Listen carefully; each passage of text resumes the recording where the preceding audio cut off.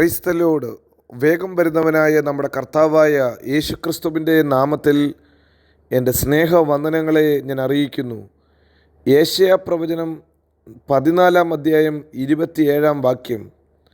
സൈന്യങ്ങളുടെ യഹോവ നിർണയിച്ചിരിക്കുന്നു, അത് ദുർബലമാക്കുന്നവൻ ആർ? അവൻ്റെ കൈ നീട്ടിയിരിക്കുന്നു, അത് മടക്കുന്നവൻ ആർ? ഹല്ലേലൂയ. കർത്താവ് ഒരു കാര്യം നിർണയിച്ചാൽ അതിൽ നിന്ന് കർത്താവിനെ പിന്തിരിപ്പിക്കുവാൻ ആർക്ക് കഴിയും? കർത്താവ് ഒരു കാര്യം ചെയ്യാൻ തൻ്റെ കൈ നീട്ടിയാൽ ആ കൈയെ മടക്കുന്നവൻ ആരുമില്ല.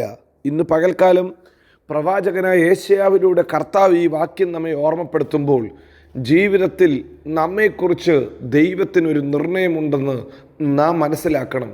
യേശയ്യാ പ്രവചനത്തിൽ തന്നെ നാം വായിക്കുന്നു, എൻ്റെ വിചാരങ്ങൾ നിങ്ങളുടെ വിചാരങ്ങളല്ല, എൻ്റെ വഴികൾ നിങ്ങളുടെ വഴികളുമല്ല.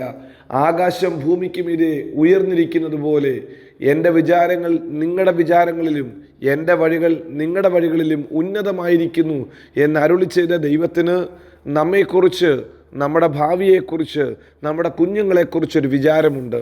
അവനൊരു നിർണയമുണ്ട്. ഹല്ലേലൂയ.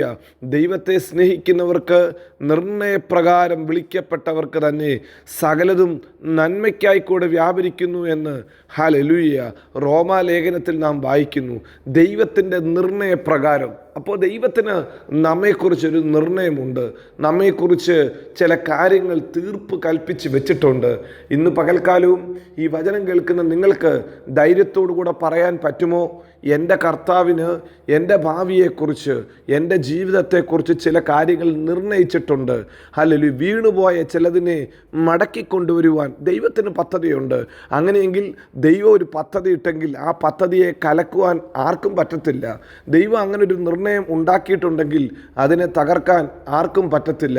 ഒരുപക്ഷെ സ്ഥാനഭ്രംശം പറ്റിയതായിരിക്കാം, ഒരുപക്ഷെ ഹല്ലേലൂയ ജീവിതത്തിൽ നഷ്ടപ്പെട്ടു പോയതായിരിക്കാം, ജീവിതത്തിൽ എവിടെയോ കളഞ്ഞു പോയതായിരിക്കാം.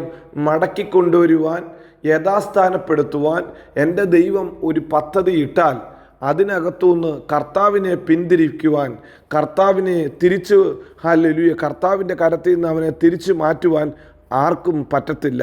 കാരണം നമ്മുടെ കർത്താവ് വിശ്വസ്തനായ ദൈവമാണ്. നമ്മുടെ കർത്താവ് മതിയായ ദൈവമാണ്.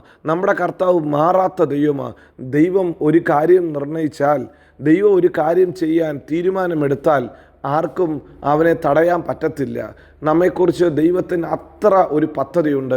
നിങ്ങൾക്കറിയാമല്ലോ, യേശു കർത്താവ് ഒരു നിർണയം ഉള്ളിൽ നിർണയിച്ചു. എവിടേക്കാ? ഗദരദേശത്തെ ഭൂതഗ്രസ്തനെ സൗഖ്യമാക്കുവാൻ തൻ്റെ യാത്രയിൽ ഹല്ലേലൂയ വലിയ ഓളങ്ങളും തിരമാലകളും വന്നു. കൂടെ വന്നവർ വിചാരിച്ചു കാണും, ഈ പടക് ഇപ്പം മുങ്ങിപ്പോകും, ഈ പടക് ഇവിടെ താണുപോകും. എന്നാൽ ദൈവം ഹല്ലേലൂയ തന്നെ ഹല്ലേലൂയ തൻ്റെ യാത്ര തുടങ്ങിയപ്പോൾ ഒരു പദ്ധതി ഉണ്ടായിരുന്നു. എന്താ പദ്ധതി? ആരുമില്ലാത്ത ഒരുത്തൻ, എല്ലാവരും ഉപേക്ഷിക്കപ്പെട്ടവൻ, പിശാച് ബാധിച്ച് ഹല്ലേലൂയ ജീവിതം നഷ്ടപ്പെട്ടു പോയ ഒരു മനുഷ്യൻ, അവനെ തേടിയ കർത്താവിൻ്റെ യാത്ര. കർത്താവിൻ്റെ യാത്രയുടെ പുറകിൽ ഒരു ഉദ്ദേശം മറ്റാർക്കും അറിയത്തില്ലെങ്കിലും കർത്താവിന് അറിയാം താൻ എന്താ ചെയ്യാൻ പോകുന്നതെന്ന്. അങ്ങനെയെങ്കിൽ ആ യാത്രയ്ക്ക് വിരോധമായി എത്ര തിരമാലകൾ വന്നാലും, എത്ര പ്രതികൂലങ്ങൾ വന്നാലും അവൻ പിന്തിരിയത്തില്ല.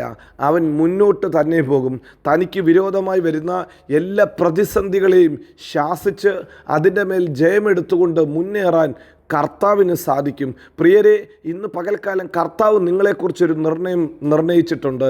അവൻ ആ നിർണയത്തിന് വേണ്ടി അവൻ ചലിക്കുമ്പോൾ അവനെ നിരുത്സാഹപ്പെടുത്താൻ, അവനെ തകർക്കാൻ, അവനെ പിന്നോട്ട് വലിക്കാൻ ആർക്കും പറ്റത്തില്ല. കാരണം ദൈവമാണ് നിങ്ങളെക്കുറിച്ച് വിചാരിച്ചിരിക്കുന്നത്.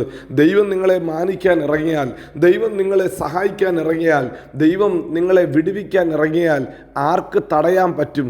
ആർക്കതിനെ ഇല്ലാതാക്കാൻ പറ്റും? ഇന്ന് പകൽക്കാലം ആ കരമുയർത്തിപ്പെട്ടു പറയാൻ പറ്റുമോ?